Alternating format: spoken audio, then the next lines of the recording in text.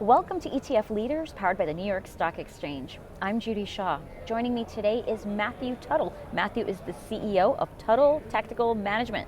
Matthew, thanks for joining me. Thank you for having me. So you've said that there was a problem with traditional allocation. Why?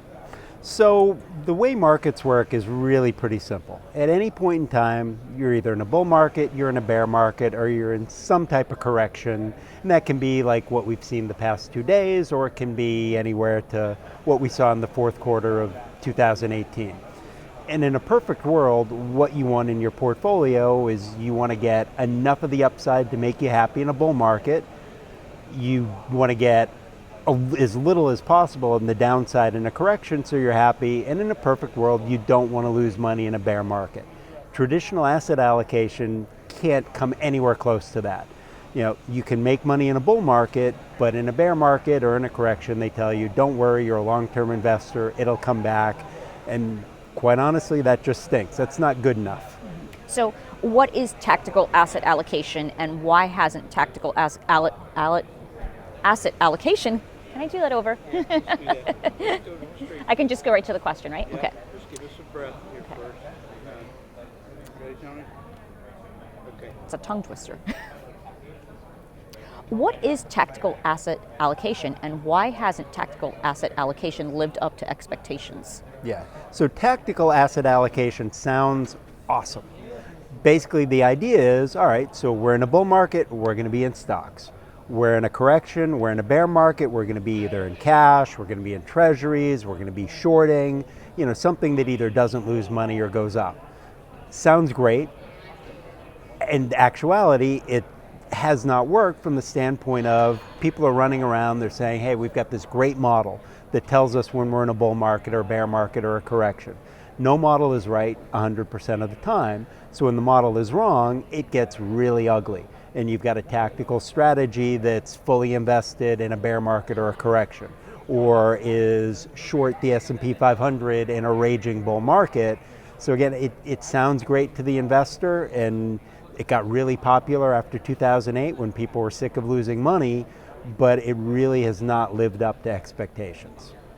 How is trend aggregation different from tactical asset allocation? So what trend aggregation says is we're going to set the portfolio into sleeves. So you've got one sleeve that's designed to make money in a bull market and just not lose money in a bear market. You've got a second sleeve that's designed to make money in a correction and not lose money in a bull market. And then you've got a third sleeve that's designed to make money in a bear market and not lose money in a bull market. So you're not relying on just one model to get you in or out. You've got multiple different parts of the portfolio all doing their own little thing, and you're tactical within that. So now you've got the possibility of getting a lot of the upside in a bull, getting very little of the downside in a correction, and you could theoretically make money in a bear market. That's the perfect setup. Okay, finally, what are some examples of uncorrelated methodologies, and how does trend aggregation deal with different market environments? So there are two kind of keys to how markets work, and it's all based on human psychology. People have greed, fear, and ignorance, and that causes markets to trend over the intermediate term. Basically, objects in motion tend to stay in motion. When stocks are hot, they tend to stay hot, and we've seen that in the market over the past couple of months.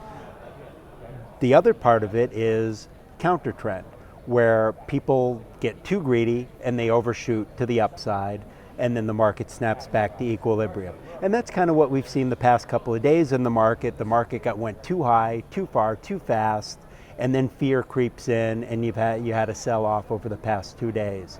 So a trend following methodology looks to buy into weakness and sell into strength over the intermediate term. Counter trend looks to buy into weakness and sell into strength over the shorter term. And both of those are uncorrelated methodologies designed to take advantage of how markets actually work. Matthew, thanks so much for joining me. Thank you for having me. And that's ETF Leaders, powered by the New York Stock Exchange.